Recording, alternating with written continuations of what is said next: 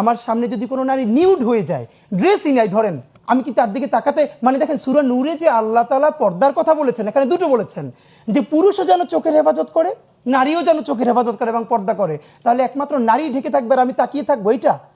এই সমস্ত কথা যারা বলে, এবং আমরা দেখলাম পরের দিন তাকে এই করার পরে একটা গ্রুপ তার সামনে গিয়ে তার হাতে কোরআন শরীফ উপহার দিচ্ছে। আপনি পোট্রে করেন যে পুরো সোসাইটি দেখলো একটা মেয়ে, একটা ছেলে, একটা লোক একটা মেয়েকে টিজ করেছে, ড্রেস নিয়ে খারাপ কথা বলেছে।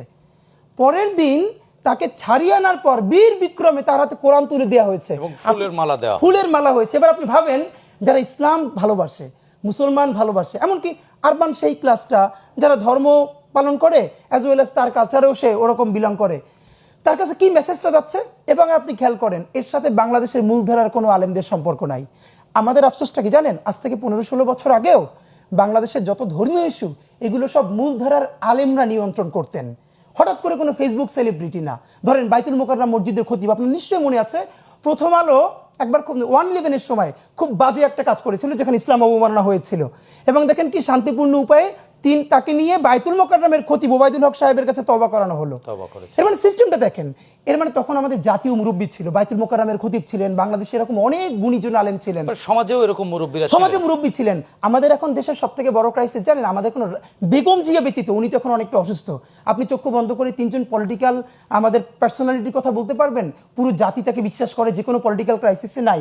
বেগম জিয়া একমাত্র, আল্লাহ ওনাকে যে কয়দিন রেখেছেন আমরা ওনার উপরে সেই ট্রাস্টটা করি। নাম্বার 2, আলেমদের মধ্যেও না ওই জায়গাটা হাসিনা এমন করেছে, সবাইকে বিতর্কিত করে গ্রুপে গ্রুপে ভাগ করে এখন তারা নিজেরা ঐক্যবদ্ধ নাই, এবং মাদ্রাসা মসজিদগুলোকে এমনভাবে সে নিয়ন্ত্রণ করেছে, ওই জায়গাটা নষ্ট হয়ে গেছে। ফলে হয়ে গেছে কি, দেখেন তৌহিদেরই মুর্শিদ আমার মুহাম্মাদের নাম, কি চমৎকার তৌহিদ শব্দ। এখন আপনি নিজের কোনোদিন বলতে পারবেন আমি তৌহিদি জনতা? না, আপনার ভয় লাগবে, তাই না? ভাই বলতে পারবে, আমি বলতে পারবো। অথচ যারা ছিলেন তৌহিদবাদী, যে ইসলাম সব থেকে বেশি ইনসাফের কথা বলে, এখন সেই শব্দটাকে একটা গ্রুপ পলিটিক্যালি ক্যাশ করে তারা সব থেকে উগ্রতা ছড়াচ্ছে। আপনার মনে আছে নিশ্চয়ই যে গণ অভ্যুত্থানের পরে পরে ঢাকা বিশ্ববিদ্যালয়ের এক শিক্ষার্থীকে, ওখানকার একজন 3য় শ্রেণী কর্মচারী একটা বাজে মন্তব্য করেছিল এক নারী শিক্ষার্থীকে। তারপরে তাকে গ্রেপ্তার করা হলো, প্রশাসনই তার গ্রেপ্তার করিয়েছে, তার আদালতে বিচার হবে। আমরা দেখলাম যে রাত্রিরে কোট আনকোট তারা তৌহিদি জনতা নাম দিয়ে সেই থানার সামনে হাজির হলো যে তাকে ছাড়াতে হবে। এবং সব থেকে আমার খারাপ লাগলো, পরের দিন যেটা গিয়ে দেখলাম, তাকে যখন কোর্ট জামিন দিল, যে ঠিক আছে তাকে জামিন দেওয়া হয়েছে, প্রথমত হলো দেখেন ইসলাম পর্যন্ত বলছে, আল্লাহ রাসূল সাল্লাল্লাহু আলাইহি ওয়াসাল্লাম বলেছেন যে আল মুসলিমু মান সালিমাল মুসলিমুনা মিন লিসানি ওয়া ইয়াদি, প্রকৃত মুসলমান সেই যার হাত ও মুখ থেকে অপর মুসলমান নিরাপদ থাকে, মানে আমার জবান এবং আমার হাত থেকে। একজন নারী, প্রথমত হলো নারী নিজের কারণেই পর্দা করবে, ইসলামের ভ্যালুজ যেটা।